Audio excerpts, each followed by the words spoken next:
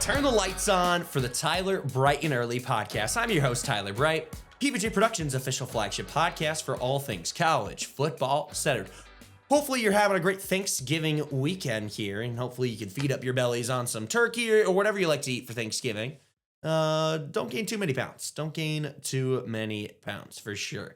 But let's recap what happened this past week in the world of college football. Oklahoma beat Missouri. Bo Pribula came back from his injury. But I think it was pretty much expected. Oklahoma's going to get the win. You know, it isn't anything too flashy, but they pretty much have solidified their spot in the college football playoff. Still trying to fight for that top spot in the SEC. And that's one of the crazy things about college football this year is everyone's still kind of fighting for a conference, fighting for that conference title spot. Everyone's a little bit even when it comes to the record in the conference. So it's making it a little bit more interesting. Pitt got the win over Georgia Tech, an upset win. Or would you say it's an upset win? Because Pitt looks like the best team in the ACC right now. In the ACC, where everyone's all over the place and it feels like there's no dominant team, the Pitt has done really well. Other than their game against Notre Dame, which Notre Dame's a playoff team at this point, Pitt looks like the best team in the ACC with their quarterback, with the freshman quarterback since they made the change. And even in their loss against Louisville, that was pretty lucky for the Cardinals. And I'm a Louisville guy. And speaking of Louisville, lost to SMU. We're looking forward to basketball season at this point. As a Louisville alum, looking forward to basketball. Looking forward to basketball right now because Louisville, this football team is just not it. Just not it. Even though they've had some unlucky breaks here and there. Yes, a couple overtime losses and then a 1-point loss to Clemson. But SMU was the better team. I know they had Deuce Adams and Miller Moss was out, but a lot of people were probably hoping for Deuce Adams to come in based on how Miller Moss has been playing. Now you got to finish off strong in the rivalry game, the Battle of the Bluegrass against the Kentucky Wildcats. We'll see how that plays out. Now kind of shifting gears a little bit, but before we do that, make sure to follow us on our social media. Make sure to follow us. We're on TikTok, Instagram, and X. You can watch and listen to full episodes on Spotify and YouTube. But going into some of the openings, with Black Friday just happening, and this is the most explosive time or the most active time of the coaching carousel, both in college and the NFL as well. But so you're going to see a lot more activity with coaches getting fired, coaches getting hired. Of course, you got Virginia Tech, who's made the hire for James Franklin. We talked about that last week.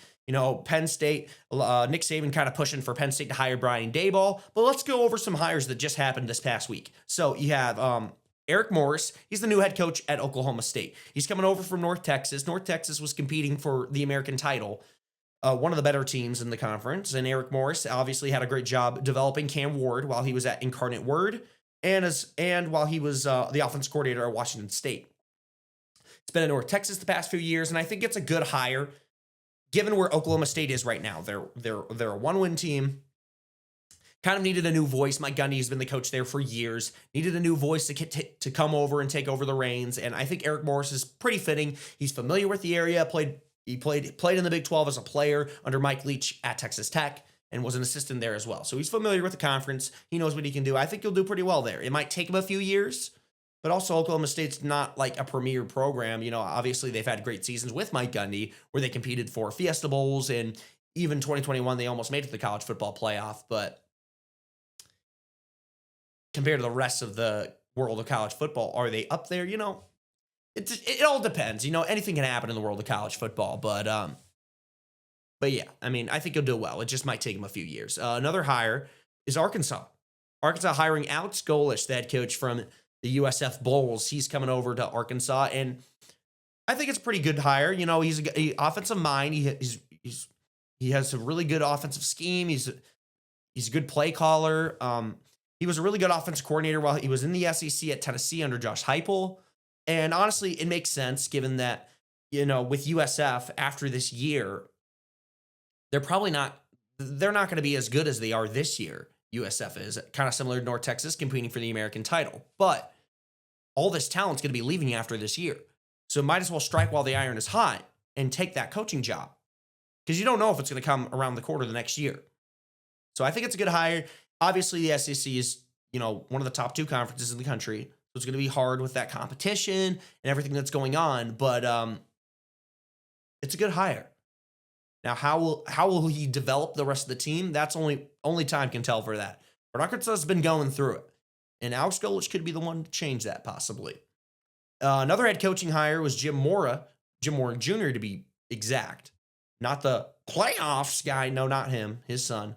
He's going to be the next head coach of Colorado State coming over from UConn. And I think that's a little bit surprising to me, but I also understand it because I do think Colorado State probably is a better program than what UConn is right now. UConn is so focused.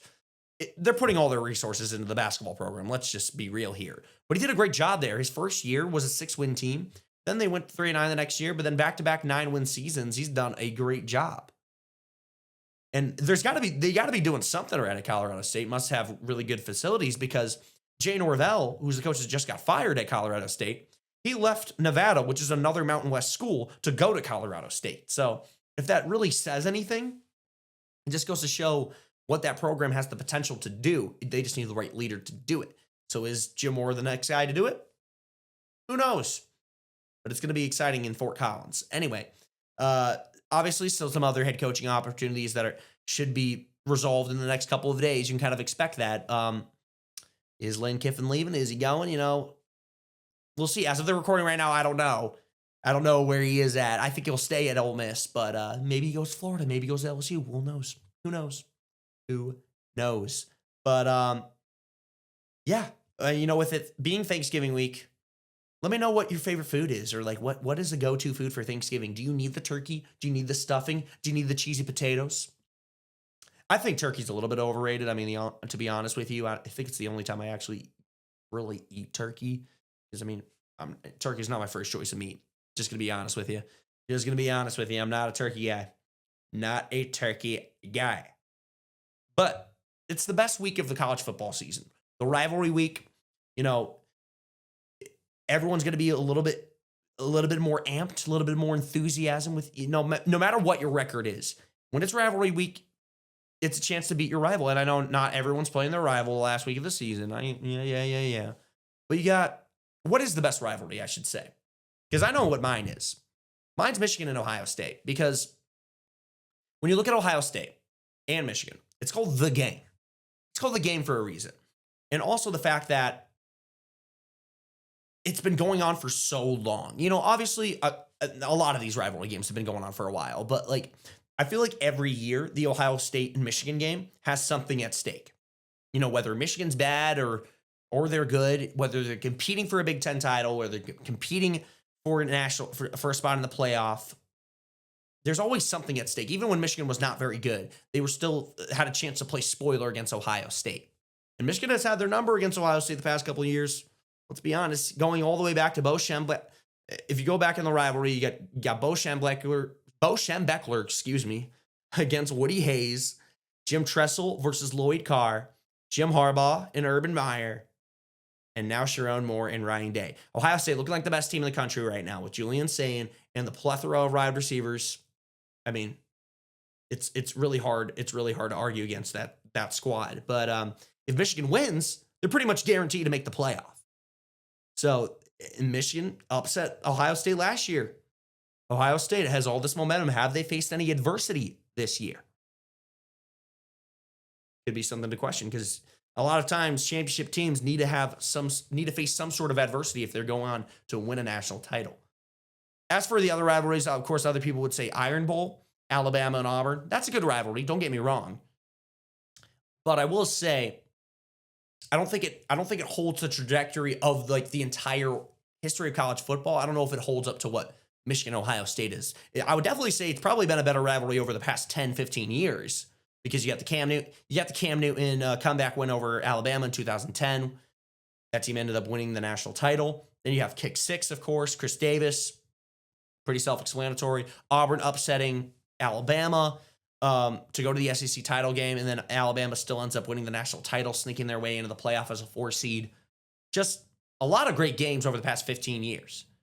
But I still think Ohio State, Michigan. Maybe I'm biased. I'm from Michigan, but I'm not a Michigan fan by any means.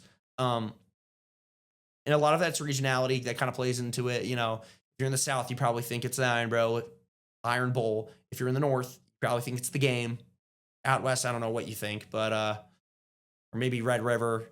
You might say Red River's a better rivalry game. I don't know. It's all up to interpretation, to be honest with you, at the end of the day. But obviously, a lot of these conference titles still up for grabs. Got to give a shout out to the Western Michigan Broncos of the MAC conference. We love MACtion, but they clinch a spot to the MAC championship game in Ford Field in Detroit. So got to give a shout out to my hometown, KZoo, represent. But yeah, a lot of conference titles here at Slate. But let's just jump right into the games. Just jump right into it. Let me pull up the games. So we got college football. Let's just jump right into it. So starting off right off the bat, Michigan, Ohio State. Noon. Big noon kickoff. Ohio State, Michigan. I got Ohio State. I like Michigan, but they've struggled so far in the month of November. They barely beat Northwestern. Came back with looking like what they should have done against Maryland. But Ohio State right now, they're just on a different level. And until I see it, I'm going to pick Ohio State. Would not be surprised if Michigan gets it, but rolling with the Buckeyes. Then after that, I got... Who we got? Come on now. Come on. We got Pitt and Miami.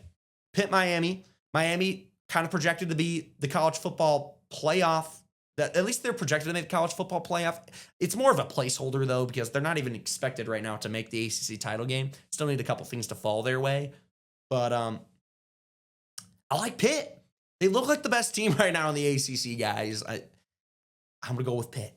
Going with the Panthers. Going with PITT. Going with Pitt. Texas Tech and West Virginia. Texas Tech's going to boat race West Virginia. Rich Rod, glad to have you back, but Texas Tech is just the best team in the Big 12, in my opinion. I think it's not even close. And speaking of the next best Big 12 team, it's BYU. I think they're a little bit of a poser, but they're still a great team. Their record speaks for itself. They're taking on UCF, so that should be a win there. So shouldn't worry about that one. You got Oregon and Washington. Washington had some moments this year where they looked like they were one of the better teams in the Big 10, and they probably are, depending on where your cutoff is. But Oregon's a scary team, guys. Oregon is a scary, scary team. Outside of their loss against Indiana, can you argue with the Ducks? I can't. I got the Ducks winning big in that one. LSU, Oklahoma. LSU is on quit watch right now. I mean, what do they have to play for? They struggled against Western Kentucky in the SEC for SEC Cupcake Week. They struggled against Western Kentucky. Credit to Western Kentucky, they're a good team, but LSU, you should beat them, and you did beat them. But you should beat them by a little bit more. I got Oklahoma by a lot in this one. Vanderbilt, Tennessee, in-state rivalry game. I think Vanderbilt, just with Clark Lee, I think they're just so motivated that they're not going to look over any games. Not that they would look over Tennessee by any means. Heck no. But they just know how to... I don't really see this team really getting upset. I feel like that's just how Clark Lee is. I just don't see him losing these games. In Tennessee, they got their big win against Florida. The first win in the swamp since 2003. How about that? Florida team's also a team that quit. But anyway, doesn't stray from the point that Tennessee's a good team, but I think Vanderbilt's a better team, especially with Diego Pavia. And just, I like the culture that they're building there under Clark Lee and Vanderbilt. Going with the Commodores, going with the Doors. Virginia Tech. Virginia probably the luckiest team in college football. But at what point do you say that it was all luck and not just skill? I mean, their record speaks for itself. I feel like they have been lucky, but at the end of the day, they're probably going to go to the ACC title game because I don't think they're losing to Virginia Tech. So going with the Cavaliers right there. USC and UCLA. USC is going to boat race UCLA. Hopefully UCLA gets a good coach. I think, it's a hard program for them. Also, all this news about them leaving the Rose Bowl to go to SoFi. I mean, whatever. I mean, you're still going to have no fans in the stands for either one. Maybe you have a little bit more at SoFi. Maybe instead of 5K, it's 10K. I don't know. Anyway, a little shade. A little feisty tonight. Alabama, Auburn, Iron Bowl. I'm going with Bama. Bama's destroying Auburn. I mean, it's a rivalry game, so it'll probably be closer than what I think it's going to be. But I'm going with Alabama. I'm going with Alabama. I like Kalen DeBoer and what his offense has been able to do, especially coming off the loss to Oklahoma. Yes, I know they have the Cupcake Week against Eastern Illinois, but they have something to prove, I feel like. And they're going to prove it against Auburn. SMU and Cal. Nick Rolovich is the interim head coach after Cal just lost to Stanford. And And I think he's a good, he might even become the permanent coach, because the thing about him is that he was a great coach at Hawaii and Washington State, but he just lost his job because of COVID and his beliefs. And, maybe we're past that at this point, but yeah. But they're facing SMU, and SMU looked pretty good even against a Louisville team that I don't think is really hot right now. But I got SMU, and then Notre Dame and Stanford, I got Notre Dame. Pretty self-explanatory there. But yeah, so that's what I got for today's episode. Hopefully you've had a great Thanksgiving week. Hopefully it's all been joyful and you've been thankful for whatever you're thankful for. I'm always thankful. PBJ Productions' official flagship podcast for all things college football centered. Follow us on our social media. We're on TikTok, Instagram, and X. Watch and listen to full episodes on Spotify and YouTube. I'm your host, Tyler Bright, saying so long.